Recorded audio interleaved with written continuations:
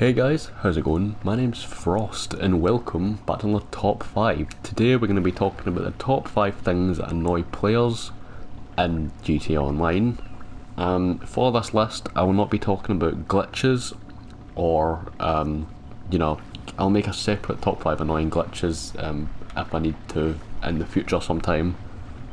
But these are just things in the game that everyone hates, and they're not really players' fault as well, because I plan on doing a separate video on that some point down the line. But yeah, as usual, if you guys want to recommend a top 5, do so in the comments on my Discord. And hopefully you guys enjoy this one. Let's get into it. Coming in at number 5 spot, I put overpriced items. Now anyone that's played GTA Online for the past couple years, stuff in-game has been rising in price. Whether that's a good thing or a bad thing, I'll let you decide. For some of this I do understand, like military vehicles are supposed to be, expensive and all the upgrades that come with them, so that I don't care about, right? It would be hell on earth if, the Oppressor Mark II was really cheap and everyone could buy it. That would be hell. Yeah, I can only imagine so much of that little thing. Get PTSD just thinking about it. But clothes, really? Clothes? You're gonna put clothes at millions? And I'm talking specifically about the Arena War here. Arena War, in my opinion, was a shit DLC for adding stuff in because of how expensive it was. Rockstar was literally just trying to get everyone to buy, shark cards with it. Because you can get trade prices for the clothes, don't get me wrong, but for each level you go up in the arena, you don't get to choose what you unlock, it's random. So while you're maybe trying to get one of the cars on discount, you're going to get a piece of clothing that you're never going to use. You know what I mean? It's like, what is the point of putting clothes at such high numbers?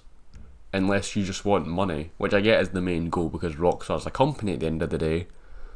But really? You're going to put clothes at this much? As I said, I don't care about the cars and planes as much because it kind of makes sense. Well, not always. I don't understand why a supercar costs more than a military vehicle, but hey, who am I to judge, right? But yeah, this is all just kind of like a big scheme for Rockstar to make shark cards. It is. Don't even try and bother argue with that because it just is, right? And number 4 is a bit of a pet peeve of mine, but it's no personal land and air vehicles together. And what I mean by that is, say you're using a personal vehicle like I'm using in this clip, right? I'm driving around one of my cars. If you try to call in one of your personal air vehicles, right, it won't work. You need to, get out of your car, get into something else, and then call in your air vehicle, and by that time it won't even, unlike a car, it won't spawn in the same street as you, it'll be at a certain destination. If you really want to use both, if you want to use one, like your land vehicle, you need to call in a Pegasus vehicle, which kinda sucks, but, it just kinda sucks how, like, they're different category of vehicle, but you can't spawn in both at once. Like, do you know how much easier it would be if I was driving around in like a car or a bike or something, and I wanted to call in one of my helicopters, so I called it in, then I could drive in my own car without having to steal an NPCs. Do you know how much easier my life would be? Rockstar, do you? I don't understand why this is still not, kinda fixed. It doesn't make much sense to me. I mean, surely Rockstar has some bullshit reason for it, but to me personally, I don't see much of a reason as to why it's still here and not fixed. It just doesn't make sense, they're different category of vehicle, right? If you own one of both, surely you would be able to spawn both in, right? But no, apparently not. You need to use one or the other.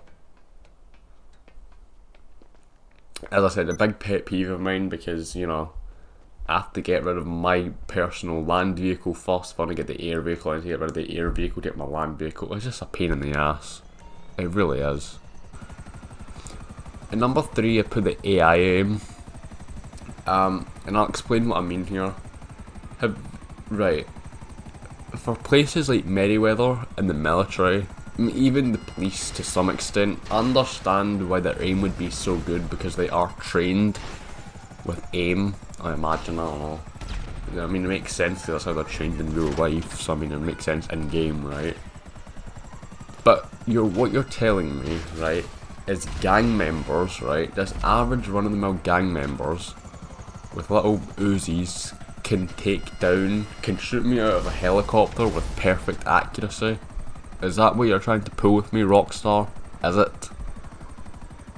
Like, in this clip, I was doing a headhunter, and the AI, I was taking down some in a car, and the AI sped ahead of me, right, and took down my helicopter. I don't think you see it in this clip because I've shot it down, but when before the helicopter dies, or this helicopter dies, and then I get another one, and then I shoot the car, and then when the car's speeding away, right, we're talking a car going about 100 miles an hour, they can still shoot me out of a helicopter with perfect accuracy out of a car going 100 miles an hour. How on God's earth does that work? Even the military in real life would have problems with that, right? I get a helicopter's a big target, but like, I don't care if you shoot the helicopter, right? As a big target, it's gonna have a big hitbox, but shoot me out of it? Are you having a laugh right now? It just doesn't make sense. Like, who came up with the idea? It's obviously realistic because you won't have bulletproof glass in the front of a helicopter, right? You won't. It's realistic in some sense, but it's not realistic the fact that a gang member can just shoot me out of a helicopter in a speeding car, right? It just doesn't make sense, Rockstar. What the fuck is this? For number 2, I put the CEO work interference. And what I mean by that is if you've been living under a rock for the past 7 years. Yeah. Basically, CEO work interference is if someone is doing CEO work, whether it be headhunter, sightseer, one of the special vehicle missions, piracy prevention, whatever it is, right? No one else in that lobby can do it until they finish. So in this example, I'm doing a sightseer. Anyone in this lobby at this time wouldn't be able to do anything else until I finish it. And this can be annoying at times, but it's not so much annoying when it's sightseer and headhunter because they tend to be a lot shorter compared to like the other ones. But if it's a really long one, like piracy prevention as I previously mentioned, it can just be really fucking annoying, you know what I mean? Because that one's like, what, 10-20 minutes long? I've not done a piracy prevention in a long time, I'm not sure the exact number on that, but I'm pretty sure it's around that kind of area. I think it's 10 minutes long, but yeah. So when someone's doing that, right, you either have two choices, right? You either wait out the 10 minutes until it's finished to do yours, and then hope that no one else picks something while, you do that. Or you have to get one of your personal vehicles and go over to their yacht and do the piracy prevention to finish it early. It can just be a pain in the ass, right? I understand if it was two people in the same CEO, the same kind of like, business thing that couldn't do CEO work like together, kind of, or one's running. But like, why is everyone in the lobby not punished but forced to kind of sit back and wait until someone finishes theirs, just so yeah, you know what I mean. And number 1, I put business raids. This, if you ask any GTA Online player, the thing that infuriated them most, without asking about a glitch or a player kind of thing, they would most likely say business raids.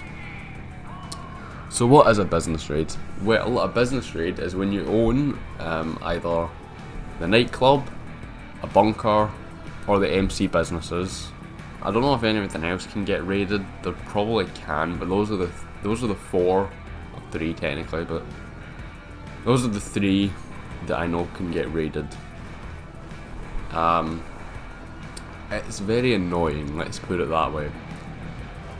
And how do I know it's annoying? Because it's happened to me before. I remember my cocaine business got raided once.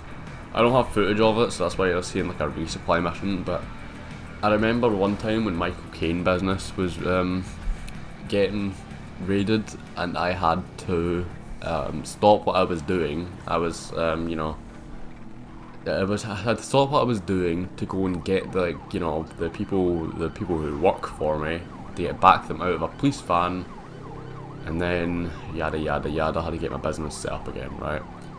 Now, the thing is with the business raid is that you have to do them. If you don't, your whole business gets shut down. You need to restart it, and that can be a pain in the ass. You know what I mean? So you're forced to do them if you want your business back without spending money on rebooting it.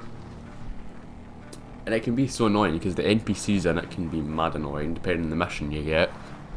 It seems to be the now I can't confirm this, but I feel like the MC business get raided more than the nightclub and bunker. I could be wrong on that, and I do think it's like a random RNG type of thing, but I'm not sure. It seems to be that MC business get raided more.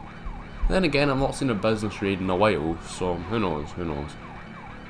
But yeah, business raids are by far the most infuriating thing ever because you're forced to do them. If you don't, there's a massive punishment for it, you know, in losing your whole business. And it's arguably one of the most infuriating things in this game. Anyway guys, that's going to be all from me. Do you agree with me? Do you not? Is there anything else you'd add on to this list? Let me know in the comments below. See y'all next time. Peace.